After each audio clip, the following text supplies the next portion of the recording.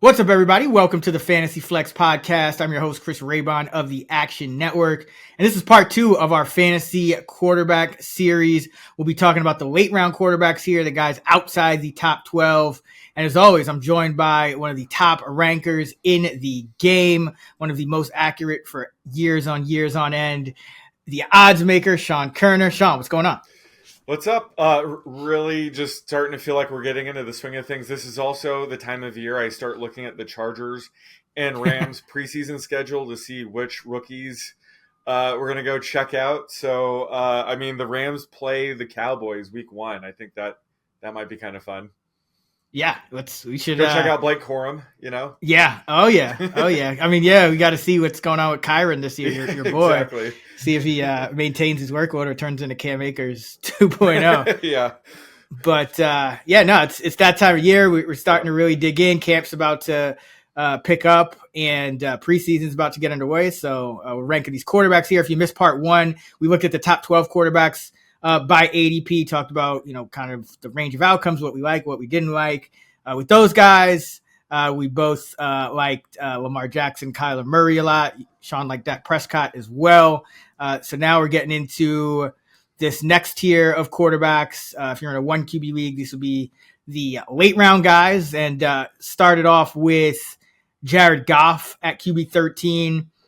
Now, I like the fact that, high-powered offense, plays most of the games indoors. He's only got 2 cold weather outdoor games at Green Bay, November 3rd, and at Chicago, December 22nd. So another good schedule for him. He did finish right here around QB 13 in fantasy points per game last year among quarterbacks that's played at least 8 games. So, with Goff here as a true pocket passer, not much rushing upside.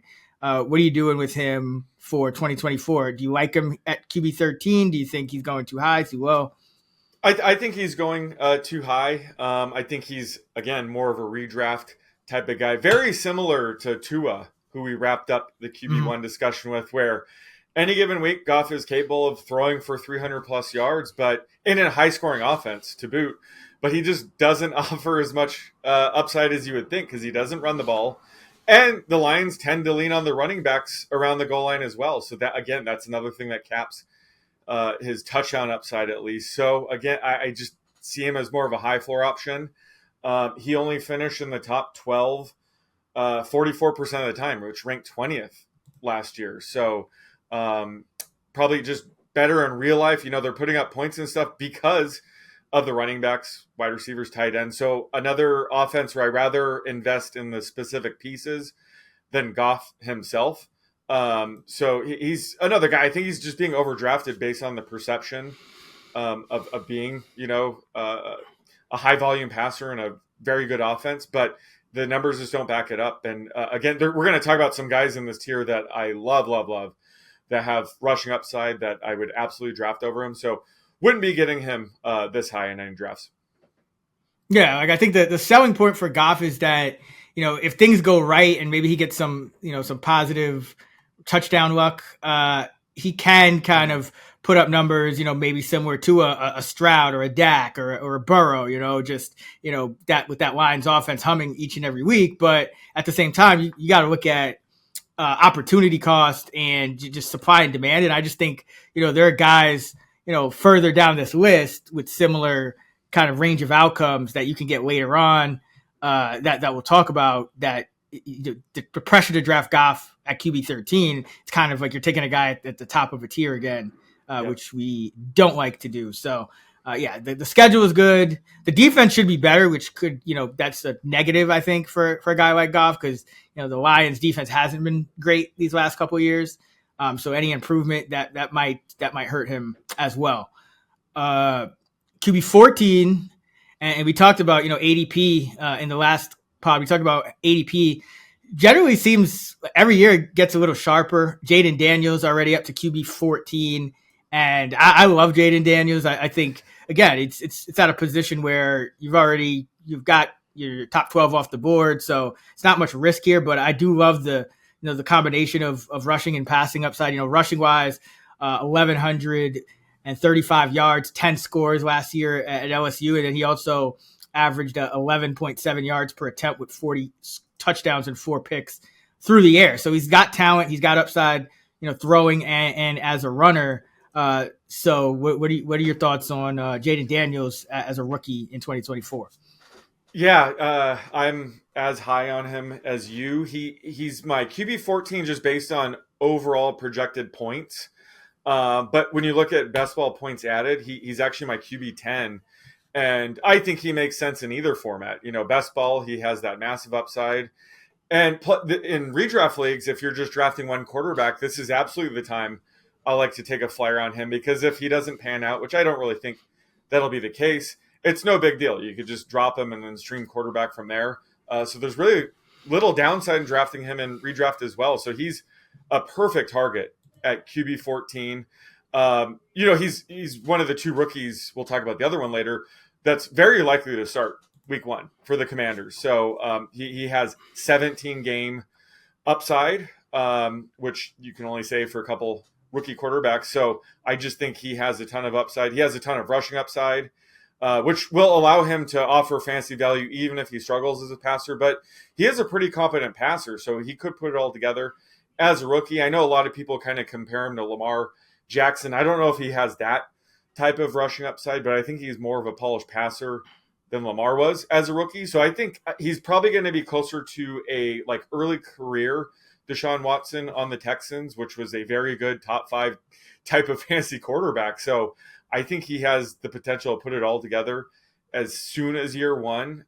So he's absolutely worth the flyer at QB 14. And again, I would probably take him, at QB 10. Once Kyler Murray's off the board, I think QB 10 is a fair time to maybe take Daniels. But again, if you can get him a little bit later and grab another position before that happens, even better. But I think he clearly has top 10 upside as soon as this year. Yeah, I'm right with you. And I think it's interesting because you have Cliff Kingsbury coordinating this Commander offense, and that should equal a good tempo, high pace of play, which means, any concerns you have with Daniel's efficiency, that there could be a little bit of added volume compared to most other coordinators he would be working with. Kingsbury's teams were near the top of the league in pace and plays per game most years. So, maybe early season Kyler Murray is another comparison, or early career, I should say. Kyler Murray is another comparison in terms of how the numbers could look with Daniels. But I agree. I think once you get outside those top 10 guys, it's really, there's a surplus. There's guys going to be available in every round that you could take. So might as well take the guy that I think has the upside to be a top 5 guy, even in year 1, if things break right. So yeah, love Jayden Daniels at QB 14. That was a guy that, the minute he went to Washington, I kind of had circled because I figured he would get to start his games, and, Cliff Kingsbury with the tempo. I think it's a pretty good situation. You even got, we talk about all the time, these scrambling quarterbacks don't necessarily need to dump it off as much, but if he does, he's got Austin Eckler, one of the better dump off options in the league as well. So that's, it's got some things working for him. We'll see how McCaffrey is as a wide receiver, the rookie, but he does have Terry McLaurin. Dotson's a first round pick, so do have some talent there to work with for Daniel. So I think, take a shot on his upside here is clearly the right thing to do, because there's just, with some of these other guys, you can get, they're sprinkled, up and down, from anywhere from QB 11 to QB 20. There's a lot of similarity in terms of some of the pocket passes and their range of outcome, but Daniels is a guy who, if he hits with his rushing upside, he's going to be in a different tier. All right. QB 15, Trevor Lawrence. He was going, his ADP was like QB 8 last year. So it's just kind of a buy low opportunity for Trevor Lawrence. What do you think of Lawrence? He's always kind of been in this purgatory where he's never, we know he's got the talent, but he never truly takes that next step numbers wise to where we could confidently, draft him as a top 10 guy. And now he's, right here at QB 15. What are you thinking with Lawrence for this year? Yeah, he could be a little bit underrated because he just came into the NFL with just lofty expectations, the best prospect since Andrew Luck. And he's shown flashes in his first 3 seasons, but, nothing to get too excited about. But he's still just 24, likely has his best seasons ahead of him. So, yeah, I think he's one of those guys where he's right about QB 15 for me in terms of projections. But if you kind of just want to roll the dice on a guy that was supposed to be a generational prospect, really no reason to kind of shy away from that. I think he's a great pick, especially in this range, because we kind of know what we're going to get. Like he's a high floor quarterback, but he could take the next step this season. And, last year he did begin to use his legs a bit more, set a career high in rushing yards at 339. So that's just a positive sign. And he's only going to get better as a passer. So I think taking him at ADP, I wouldn't reach for him, but taking him at ADP here at QB 15, I think is pretty sharp. Yeah, because even taking him at ADP, there's a good chance that he's undervalued just based on his prior year ADPs and just his talent level. And he has been getting better as a passer in a lot of metrics. It's just the touchdown rate hasn't been there, which we know that's a little more volatile. But if you look at his PFF passing grade, years 1 to 3, 58 to 73 to 79. His big time throw rate, 3.4% to 4.6 to 5.8. Yards per attempt, 6 to 7 to 7.1. Yards per completion, 10.1 to 10.6 to 10.9. So, he's been improving as a passer subtly. And Gabe Davis, Brian Thomas Jr., you're adding one of the better deep threats in the league, you're adding an intriguing rookie. You still have Kirk, you still have Evan Ingram, you still have ETN, you still have Peterson there calling the shots. So, I like buying low. I think this is kind of the sweet spot for quarterback value. That QB 14, Jayden Daniels, Lawrence, and these next few guys. I think this is where you're likely to get a couple of these guys to crush their ADPs in this range. The next guy is Justin Herbert. Now, I feel like Justin Herbert, he's been kind of right there with Lawrence in that grouping last year, top 10 quarterback as well. But, now I think that the question really for him it's two parts is how run heavy will the Chargers be with Greg Roman now coordinating the offense for Harbaugh, and how much efficiency does Herbert lose without Keenan Allen, without Mike Williams, without Austin Eckler? Yeah, he's one of the more fascinating guys to project in this range or just at the position this year, because I think it's clear his passing production is going to drop pretty significantly this year. The offense will be more run heavy under Greg Roman, and he lost his top 3 targets in Keenan Allen, Mike Williams, and Austin Eckler. And, I love Ladd McConkey, but they didn't really do much to supplement those 3 targets that they're losing. So I think he's going to see a pretty significant drop in passing yards. But, under Greg Roman, maybe they do lean on his rushing ability a little bit more, which could, that's, fantasy goodness right there. If he were to run it a bit more, it could help offset, the drop in passing production. And he's by no means, Lamar Jackson type runner or even elite runner, but he has flashed it in the past. So he is capable of it. So I think if they were to kind of like leverage that a bit more, it could offset a bit. He still has, one of the best arms in the league. He's still entering his prime at 26. So I think there's still a lot to like about him. And I think the ADP, QB 16 is pretty cheap for Justin Herbert based on years past. Because again, the market sharp, they know that there's going to be a drop in his passing production, but I think he still could be sneaky here. He's my QB 14. And again, a lot of that is kind of banked on his rushing stats, taking a bit of a boost this season. But again, he's probably going to have less of a ceiling than we've typically seen. So he might be better, for redraft leagues. But I'm still high on Herbert as, a talent. And despite the offense maybe taking a step back, I think he's still kind of sneaky in this mid-range QB2 tier. Yeah, we have a pretty big discrepancy there because I actually have him QB 19.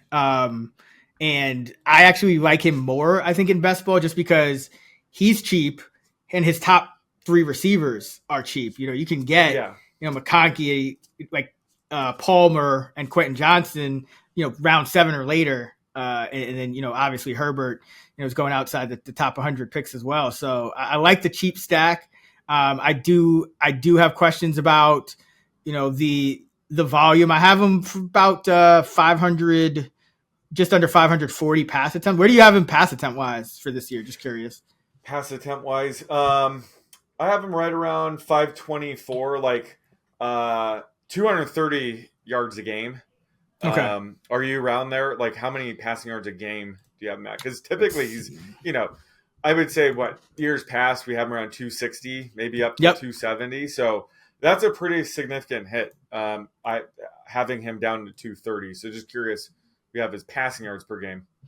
Yeah, I have it at 235. So we're kind of in lockstep there. But I think there's also the potential for a drop in efficiency just because you're not just losing just Keenan Allen or just Mike Williams or just Austin Eckler. You're losing all three of them at the same time, and just the coverage that Keenan Allen drew and made it easier for Mike Williams and underneath for Austin Eckler. It's just I think there are a lot of question marks. So I like kind of buying low in best ball. I don't think the difference between a QB 15 and a QB 19 when you're trying to stack late and you're already going late round quarterback in best ball is that different. But yeah, in just traditional leagues, I'm actually not that excited about it because I do think there's just going to be a bunch of kind of mediocre finishes where he's probably not going to be terrible, but he's also not going to have as much like top 12, top 5 upside. So yeah, he's my QB 19 right now. He'll probably be in that 15 to 19 range for me all year. Yeah. How about like the tight end room? They're losing Gerald Everett. Mm-hmm. They're replacing him with like a combination of Will Disley, Hayden Hurst, and Donald Parham. Like, do you think there's going to be a drop off there, or did they do the right moves there to kind of supplement Gerald Everett? I think for this offense, I think it'll be fine. I mean, like Will Disley's one of the better blockers, and then you still got Hurst, who's a decent receiver and has familiarity with Roman. You also got, Parham. They're talking about him as a cut candidate, so I don't know where they are with him in the new regime, but we always liked him for his red zone acumen. But he's another guy who really hasn't put it together. So I don't think the tight end is I think the tight end's more of a wash. Overall, because I think with the scheme fit and everything, but it really comes down to, we've seen Palmer put up some big games in the absence of, Allen and Williams. Can he do that now, over a sustained stretch? Ken McConkey, we know he's not going to be Keenan Allen, but like, if he's the number one target, how close does he get? How is he going to be able to command a target, 25% of his routes? That's unlikely for a rookie, which that's what Keenan Allen would do year in and year out. So I think overall you expect some efficiency drops, but tight end's probably the least of the worries considering you lost Eckler at running back and then you get replacing him with Gus Edwards and J.K. Dobbins, who caught like next to nothing with Roman in Baltimore. So like the tight end is the spot I'm least worried about. I'll put it that way. But yeah. So, but I still do overall. I think this is the sweet spot of the draft for quarterback, and that speaks to the guy up next is Caleb Williams, and he. I would probably take him right after Daniels. He's the rushing upside probably not as great, but he still has some, and then. I guess the best way to put it, like, is Caleb Williams just too big to fail with the supporting cast? It's like you got DJ Moore, Keenan Allen, Rome Odunze, the rookie top 10 pick at wide receiver. You got Cole Kmet at breakout at tight end, along with Everett, the guy you just mentioned, and then running back you got DeAndre Swift, who's a pretty good pass catcher, Rashawn Johnson, who's a pretty good pass catcher as well. So, and the O-line should be better than it's been in years past for Chicago. So, what are the realistic range of outcomes with Williams? Even if like from him being like not that great to great, because even if he's not that great, like how low does he go given how good the supporting cast is? Well, either way, I think he's worth it at QB 17. Mm-hmm. He's my QB 13, and I'm with you. I have him below Daniels. But this is the range where you might as well take a flyer on a guy like this that has massive upside in either format. I don't care. You should be taking him here. His rushing potential, nowhere near Jayden Daniels, but it could be similar to someone like Patrick Mahomes. Plus, I think he's going to have that passing production. How can you not with DJ Moore, Keenan Allen, and Rome Odunze, who I'm very high on as a rookie? So Cole Kmet, like really good tight end. Yeah. He has a really good supporting cast. This is one of the best situations we've seen a rookie quarterback enter. So, and he's a great prospect. He went number 1 overall for a reason. So I think this is a situation where he's going to have to really suck to fail in this situation. Again, that's kind of why I feel bad for Justin Fields. They never gave him a shot like this. So I just think he is absolutely worth a flyer here. If he falls outside of the top 14, take him immediately. He just has all the tools needed to have fantasy success and the supporting cast. So I'm not sure why he's going around QB 17, but yeah, sign me up here every time. Yeah, him and Daniels are 11, 12 for me. Yep. Well, in the reverse order, Daniels then him. But yeah, I just think once you get to that point in the draft, it's all about, what kind of production can you replace and what production can you not? And I mean, with Williams, it's just that supporting cast. I mean, with a little bit of, rushing ability, puts him right there with, the guy like I'll talk about next, Matthew Stafford. Mm-hmm. I like him just because I think he has a similar outlook to Jared Goff, but goes, was going like 5 picks later, goes usually a couple rounds later. And I think, having Cooper Kupp for the whole year is going to help because he averaged 1.9 passing touchdowns per game with Kupp last year, just 0.75 without him. And he over 2 fantasy points per game more with Kupp in the lineup. So I think like that's the reason I'm not rushing out to draft Jared Goff at a QB 13 is because you can get Matthew Stafford at QB 18. Another guy who plays games, indoors and pocket pass. They're not going to give you much rushing, but great supporting cast. So yeah, what are your thoughts on Stafford? Yeah, I think Stafford's the perfect example of just he's a much better real life QB than fantasy asset. He has a really high weekly floor. I think he's really good for like redraft leagues where you're drafting 2 quarterbacks, like super flex formats. But just best ball specifically, it's tough because of the lack of rushing stats. He finished 28th in best ball points added per game. He only finished in the top 12 27% of the time. That ranked 27th, so he just doesn't provide as many spiked weeks as other guys. He is like the perfect, like you said, like he's a cheaper version of Goff. Great stacking option. I love Puka Nacua, even though he's at his ceiling right now near the top 5. But you can get Cooper Kupp cheap. One of my favorite late round receivers right now is Demarcus Robinson. Yes. So I think when you take Stafford, you are stacking him. That's how you maximize his ceiling. So he's just a tricky guy to kind of navigate. But he's a guy that in best ball you have to stack him with the other guys. This is one of the highest scoring offenses in the league because of Matthew Stafford. So that's kind of how I would handle him. And yes, he's like a much cheaper version of Jared Goff. Yeah, I mean, at this point, I think the data kind of points to you really want to stack every quarterback you have in best ball at this point. But I don't think so that's the one thing. I don't think the lack of rushing upside hurts him in best ball that much because you do want the receivers to get, as much as possible. I think the toughest thing is just, like you said, getting to Puka Nacua. But I like it because, in terms of, if you look at week 17, they play the Cardinals, which is a nice matchup for that championship week. So if you're doing like a week 17 game stack in best ball, even if you just have some Cardinals and you miss out on Kyler Murray, like you can go Stafford and Demarcus Robinson and still have at least a stack that you got really cheap. That could still have some value. So I like him, and I do like him in best ball. And in redraft, I think he's just going to be one of those streaming quarterbacks that he'll have a bunch of good matchups throughout the year, especially because the Rams are playing indoors. Their defense probably won't be that great. Even the first 2 weeks of the season, the Rams, at Detroit, at Arizona, there's some nice matchups right there, right off the bat. So. The fantasy playoffs, I think, is where before week 17, at San Francisco week 15, at the Jets week 16. That's not ideal. But there's going to be a bunch of weeks streaming wise where I think he's going to be very valuable. So QB 18, I do like him. I think this is kind of the sweet spot for quarterbacks, that 14 to 18 range.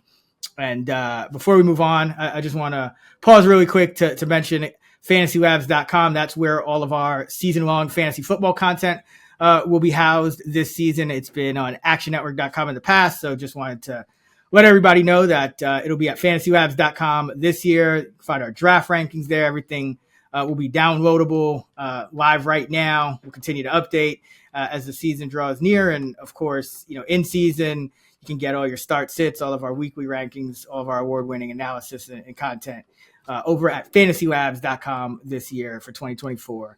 instead of actionnetwork.com. QB19, Kirk Cousins. He's another tough one. Another one of these pocket passers. Could be undervalued, could be overvalued. I think I do have some questions about the Achilles recovery. So kind of learning a bit of a new offense, some new players. While rehabbing an injury, but he does average 7.6 yards per attempt for his career. It's very good. So he's been good with Justin Jefferson and guys like that. He's been good even without them. So where are you on Cousins? 36 years old, coming off the Achilles, new team, the Atlanta Falcons. Yeah, I think I have him right around here, QB19, and the Achilles injury obviously presents some risk, but I'm less worried about it with him specifically, just because he is a strict pocket passer. I will say, it's probably going to limit how much practice time he gets and build chemistry with the new team, the new offense, so that could actually hurt him in that regard. But I think either way, he's going to significantly boost this entire offense.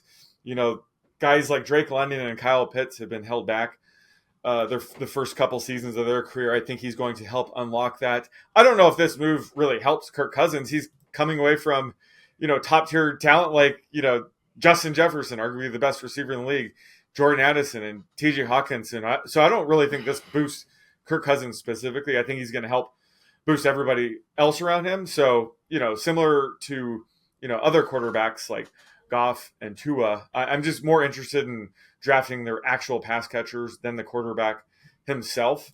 So that's why I'm saying I think QB19 is probably fair for him, but I'm very bullish on, Drake London and finally Kyle Pitts heading into this season because of Kirk Cousins. Yeah, I think that's a great way to put it. It's the supporting cast better be on par with everywhere else. They used 3 top 10 picks on that supporting cast. Yeah, no you know what I mean? You got Bijan, you got London, Pitt, so it better be. But yeah, I think they even spent a top 10 pick on his backup. Right? Yeah, yeah. Penix, so.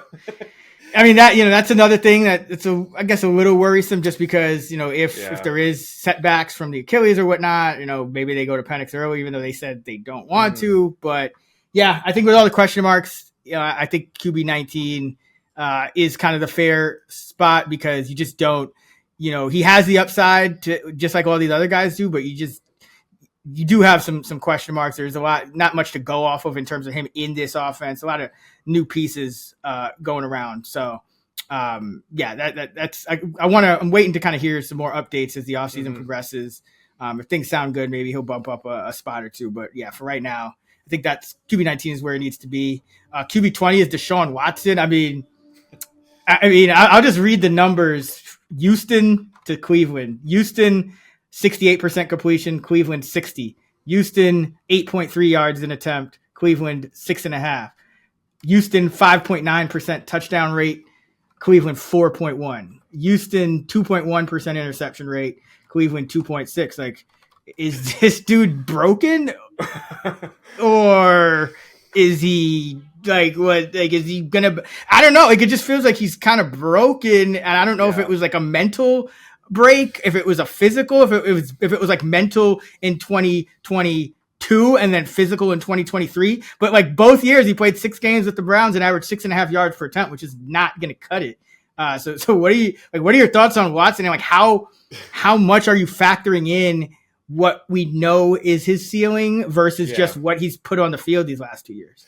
Yeah, it could be a mixture of all the above. I mean, he was away from football for a while for obvious reasons, and could have taken a toll on his mental health, got rusty, but he's been back long enough to where it is, what the hell's going on. To be fair, he was playing in Houston, more of a domed environment. Now he's in Cleveland. It seems like every game at Cleveland we're dealing with, 20 plus mile an hour winds, snow. So it's a different environment to throw in. That could be kind of why his completion percentage is taking a hit. But Joe Flacco laughs at this. I know, right? Well, I'll get to weather complaints. But yeah, it's clear he's yet to regain his form as being like a top 5 quarterback when he was with the Texans. Last year, he had 5 games where he started and he played the whole game. He finished in the top 12 in 3 of those. That would rank 10th on the season in terms of, top 12 finishes. So, he did kind of flash that last year. Like you alluded to, Joe Flacco really thrived in this offense at the end of last season. So I And guess so did Brissett the year before. Brissett was better than Watson. I think that's the like. You think that's a red flag or? No, I don't. No, you can go either way. You can go either way. It's like there is the potential that he could figure it out in this offense. Does allow a quarterback to go off. The fact that Brissett and Flacco did and Watson didn't is certainly a negative sign. But I think going into the season, the Browns, could lean more on the passing game. Nick Chubb, we'll talk about him on the running back pod, but he probably won't be ready for week 1. Who knows if he'll ever regain his form. So it could be a different offense where they are more pass heavy, like we saw with Joe Flacco. They added Jerry Jeudy. Say what you will about him, but he's still a good receiver. Could boost Watson's value. So I think in this, let's face it, he is pretty cheap at quarterback 21. So I'm QB 20. He's a guy in this range where you're just rolling the dice anyway on some of these guys. We know that he does have that upside. So I'm not here to say that he'll ever return to that form. But I think in this range, he is absolutely worth a dice roll here or there, just because he has that known upside that you're kind of looking for in this range. Yeah, I like him. It's another guy who I actually prefer in redraft just because, you can kind of pick your spots a little bit better. Like you said, Cleveland's going to have a bunch of weather games. Their defense is really good. That's another difference between, Houston and Cleveland. But, in terms of best ball, it's like you're not only battling the efficiency, you're battling the durability, which just hasn't been there. And kind of concerning, just with the shoulder and like he was throwing and then he wasn't throwing at times last year. And it's, this, I could see this being a headache, for the rest of his career kind of thing. So I kind of prefer him in redraft where you can kind of, okay, if he's healthy and the Browns have a decent matchup and the weather's not going to be too crazy. All right, let's lock him in. But if not, let's forget about it. Best ball, I mean, I guess the upside there is you're probably looking to stack him with Cooper and Njoku and just hoping for the best there. But I'm definitely concerned because, like you said, it's been 2 years and we just really haven't seen it to the same way. He just doesn't look great out there he's never really, at any point. Even when he's finished top 12, it hasn't looked great. He's kind of gotten there. But speaking of not looking great, Aaron Rodgers, before he went down, so 2022, his final year with Green Bay, he didn't look great. No top 5 finishes in fantasy. Only one finish higher than QB 12 in 2022. Now, we know he had a thumb issue, but he's also old. And his defense is elite. So I'm not excited at all about Rodgers. He's kind of in this purgatory, though, because it's like, talent-wise, it's like, okay, you get why he's QB 21, but then it's like once you factor in the defense and, the age and how he looked last year or last time he was on the field for a full season, like, is he really, going to outscore guys like Mayfield and Geno? That's up for debate. So where are you on A-Rod? Well, this time last year we were trying to, figure out how he'd look in the Jets offense, and here we are again. Yep. Considering, because it was unfortunate. He had the season-ending Achilles injury. I think he did attempt one pass, but we never really got to see how he looked. And as you alluded to, he was already showing signs of decline in his final season with the Packers in 2022. So 2 years removed now. He's 41 this year. Have to assume he's declining behind the scenes. But it's one of those things where he's going to sort of elevate the offense as a whole. I'm mainly fascinated to see how Garrett Wilson does with a functioning quarterback. Garrett Wilson had another year of, Zach Wilson, Trevor Siemian, Tim Boyle. And I didn't realize it. Aaron Rodgers only has one career touchdown pass to a first-round pick. So Aaron Rodgers has never had Devontae Adams was extremely talented. Caliber, Yeah, exactly. He had a first-round caliber receiver. But, it's going to be fun to watch Garrett Wilson having, a future Hall of Fame quarterback like Aaron Rodgers. But in terms of Rodgers specifically, how could you get excited taking him here at QB 21? No real rushing upside. And you mentioned, they have a really good defense, so he's just not going to have much passing volume. They're probably going to be a much better team with him, being an efficient quarterback, great defense. So he just probably won't have to throw that much to warrant a pick here. I have him QB 20. So it's one of those things where if you want to take him here at times, go for it. But it's hard to get like real excited over him with some of the other guys in this range. But I have him right around here at QB 20. Yeah, and I guess the one reason to get excited, if they trade for Devontae Adams, which it's sounding like, more and more likely, then I think that would signal that they're at least trying to be more of a balanced or even pass heavy offense. So that would increase him, bump him up a few spots for me, probably into that QB 17 ish range, right around, maybe right above Stafford or right around there. But as it stands, I would just kind of want to just let that bottom of that tier end and just get like a super cheap, Will Levis or somebody like that almost, just because I think that the running backs, wide receivers, an extra round or two of having, your choice of those guys, I think probably would mean more at this point in the draft than drafting Aaron Rodgers. But yeah, if they trade for Devontae Adams, that kind of, it signals more than just, okay, he's getting, a better supporting cast. It signals like we're serious about throwing the football, with this guy, even though he's entering his age 41 season. So that because if not, then you're just talking about like an old quarterback and a Hackett coordinated offense, like good defense, not ideal. Baker Mayfield's next up, QB 22. I think the worry for me with him is, Dave Canales is now the head coach of the Panthers. He was kind of credited with turning around first Geno Smith and then Mayfield last year in his lone year as the Bucs offensive coordinator. So without Canales, Geno last year, his completion rate dropped over 5 points. His yards per attempt went down. His touchdown rate went down. His passer rating dropped nearly 9 points. So you could see kind of similar with Baker. I think, there's kind of that underlying risk there. And this is a guy who, he was kind of a journeyman just like 2 years ago. And then he had a really good year last year. So how are you kind of balancing all that out with Baker?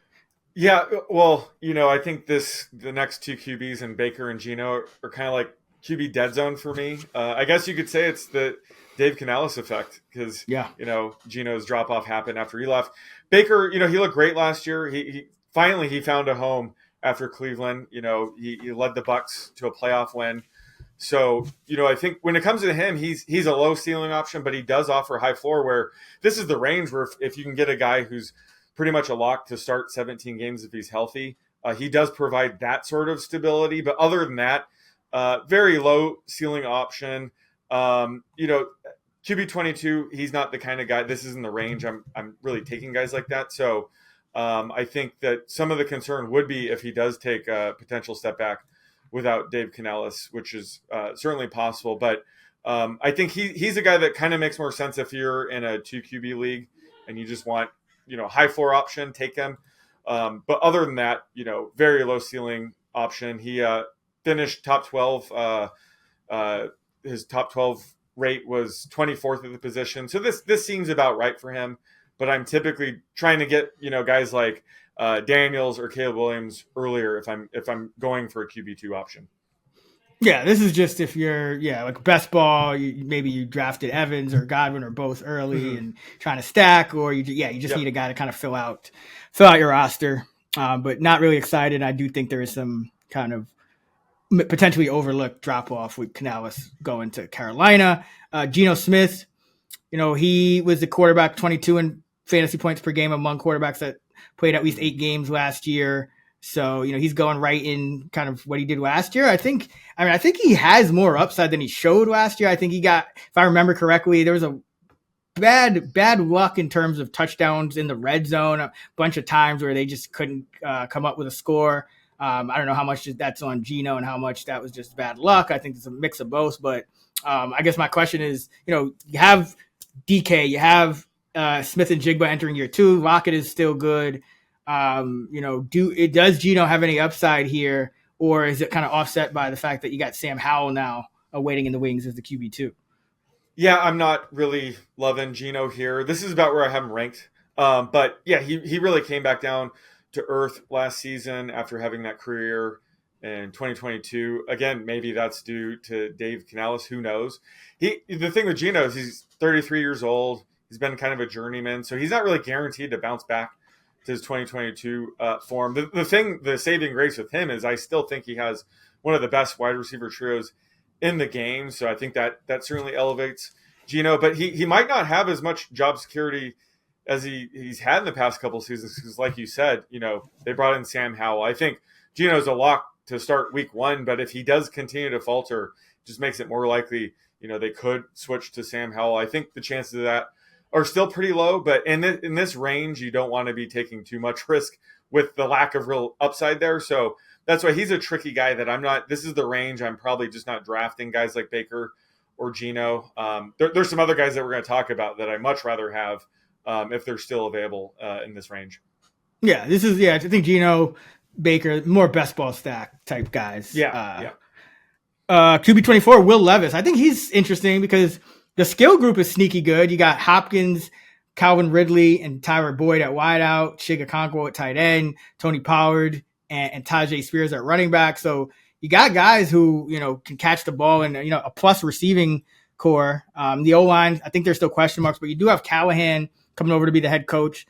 He was an offensive coordinator at Cincinnati, did not call the plays, but did, oversee an offense that over his 5 years, 70th percentile in pass attempts, top 7 in pass attempts 3 times, including each of the last 2 years. So I think people might be underrating how different this offense looks in terms, of schematically, in terms of, the pass rate and the amount of, 3+ receiver personnel we see on the field. I think will increase drastically. This isn't just like a Mike Vrabel defense first team with some no name coordinator anymore. Like this is, now it's more, I think, shapes more into kind of like an offense first team with Callahan here. So what do you think of Will Levis? Yeah, no, I think he showed enough flashes upside in his rookie season to be considered a potential year 2 breakout. And like you mentioned, this offense is expected to be more pass heavy in the post Derrick Henry era. And I love the trio of receivers they gave him this year with, bringing in Calvin Ridley. They still have DeAndre Hopkins, Tyler Boyd. So I love the supporting cast. And yeah, QB24 sounds about right for him. But, guys like Ridley, Hopkins, I think they're cheap as well. So we've talked about it. This is one of my favorite cheap best ball stacks. And it's pretty easy to get, 3 or 4 of these guys with Levis. So I think in terms of best ball, love it. And this team is very stackable. And again, it's going to be much, much different with the new coaching regime and without Derrick Henry in the mix. Yeah, that's it's not that same run heavy, defense first kind of team, I think, and that might catch some people off guard. And they brought in Mason Rudolph. Willis is still there, but it would seem, Mason Rudolph being the backup, it would seem that Levis kind of gets a year to just, for better or worse, just show what he's got. If he's terrible, they'll just reevaluate next year. If he's great. So I think he's a guy, we're kind of worried about Geno a little bit. I think Levis might actually have, more of a, secure role in terms of game start projection than a guy like Geno Smith. So I like Levis here at QB24. What about outside the top 24? Any guys you got your eye on there? Just like dart throws? Yeah. The one guy I think his ADP is too low is Daniel Jones at QB 27. Some sites he goes as late as like QB 29. So I'm shocked that he's going like just inside the top 30. And there's definitely some concerns there. He's coming back from the ACL tear, so he might not be ready week 1. Even if he is, he could have less rushing upside than we've seen. But I'm assuming if he's playing, he's healthy enough to still scramble. That's still a huge part of his game. So I think that's probably worth considering. But he's still so cheap that if he can remotely return to form, I have him closer to like QB 18. But I think he has arguably the best catching weapon of his career in Malik Neighbors. So I think that's really going to help him. in the passing game. He's definitely much more of a best ball option. He's a very volatile quarterback week to week, just based on his natural volatility and rushing stats. So I think he's a great best ball target. But anytime you get to the top 20, or once you're outside of the top 25, there's a ton of risk you're taking on. You don't even know if they're going to start most of the games. I think Daniel Jones has less questions than anybody else in this range, and he has that known upside. I mean, he's been like a top 10 quarterback at times in his career, and now he has a guy like Malik Neighbors. So I think he's probably my favorite sort of flyer outside of this range. And I don't even consider him a flyer. I think just it's really around his health, and I'm not too concerned about it. So I think Daniel Jones outside of the top 25 is my favorite QB flyer. Yeah, I like him as well. And you have the quote from GM Joe Shane saying we didn't pay Daniel Jones $40 million to hand off to a $12 million back, and talking about Saquon. So, I mean, yeah, you could see a little bit more pass heavy, especially now that you got Neighbors to kind of solidify that receiving core. And he still does have that rushing upside. And there's no Saquon here to, be the focal point of the offense, which is a bad thing in terms of maybe some efficiency, but again, you're also getting a great receiver in Neighbors. So yeah, I like Jones as well. I think the biggest question is, is he going to be back to full health by week 1? Looks like he is, but there's always question marks there. But I think he has a big upside as well. Yep. I think he would be a top 20 guy if we knew he was going to be healthy and have that job, per game basis. Another guy I like is Bryce Young. I think he's interesting just because we talked about that Canales bump. Well, now Bryce Young could be the guy in line to get it. And, we've seen Geno Smith, seen Baker Mayfield putting career years under Canales. You're talking about a number 1 overall pick. You're getting Deontay Johnson, one of the better route runners in the league. Xavier Legette, a young rookie. I think should be better than Mingo from day one. So you got an improved supporting cast. The line should be a lot better. The interior line, which, interior pressure is going to hurt a guy who's not that tall like Young. So I think he's, for a guy that, tends to go outside the top 24, you can get him free. He's a cheap stack in best ball. And he's also a guy that he might end up, beating a lot of these other guys that are like, we don't know, with these in the right. in the high 20s or low teens. He could beat some of those guys out as well. So I like him for the value. And one other guy I'll mention, more of a long shot, but we've talked about McCarthy and Minnesota and just how good the supporting cast is, but it sounds like Sam Darnold's going to start the year as the QB1. And I think that they kind of look at him like a Kirk Cousins light. And I think, when we've seen Darnold with competent supporting cast, he's played competently. So he's another guy that I'm kind of monitoring, because I think he could be interesting as like a guy who could put up similar numbers to Cousins, throwing to Jefferson and Addison and, Hawkinson down the stretch. And I think, McCarthy's looking less and less likely to start a bunch of games. So, McCarthy, I'm looking at him too, but Darnold's a guy that no one's really been mentioning, but he could actually, have some decent value in the realm of those, low end quarterback 2s, or even mid range quarterback 2s in this offense, playing indoors. So, Darnold's the guy I'm starting to get on my radar a bit as well. Yeah, no, I think that makes a ton of sense. I could see them potentially wanting to just kind of redshirt McCarthy this season. It goes without saying, I think the most likely games that Darnold would start would be the first 8 compared to the last 8. And unfortunately, that's when TJ Hawkinson might not be playing. And who knows what's up with Jordan Addison. He just recently got arrested again for, driving purposes. But, he might miss the first handful of games, so he might only have Justin Jefferson, which is, fine. But Darnold might not have the full supporting cast in the games that he's expected to start, but I could see him end up starting, 10 plus games this year. So I think, definitely worth a flyer way later in drafts. All right. So just to recap, who are your favorite guys in outside the top 12? I mean, it's got to be both rookie quarterbacks, Caleb Williams, Jayden Daniels. I think, Trevor Lawrence and Justin Herbert, maybe to a lesser extent, are interesting as well. Sort of in this range. This is probably the cheapest you'll ever get them in the next, 5+ years. Guys like Kirk Cousins, Matthew Stafford, I'm more interested in investing in the parts of their offense. And then way later on, Will Levis for Titan stacks. And way later on, Daniel Jones is sort of a late flyer outside of the top 25. Yeah, I like Daniels, Caleb Williams as well. Do like Stafford some as like, one of the later pocket quarterbacks, instead of going like Tua or Goff. And then I do like Levis and Daniel Jones, Bryce Young, late. So yeah, a lot of options here in this QB2 tier. So especially in redraft, late round quarterback, viable strategy. Best ball.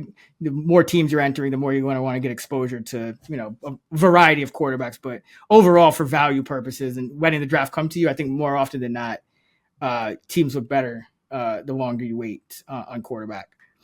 Or at least wait till, that kind of see who falls out of that, tier 2 that we talked about last pod, with the Dax and those guys. But a lot of options in this range outside the top 12 as well. So that is going to do it for us here on our part 2 of our fantasy quarterbacks here on the Fantasy Flex. Part 1 is out now on the feed. If you missed it, be sure to hit that subscribe button so you don't miss any other Flex pods. We'll be going with running backs in our next episode, and then we'll get into wide receivers, tight ends in the coming weeks as well. Also, remember, fantasylabs.com will house all of our fantasy football content. This year, you can find Sean on X at @_oddsmaker. I'm at Chris Raybon. We're at those same handles on the free award-winning Action Network app. Until next time, let's get this shmoney.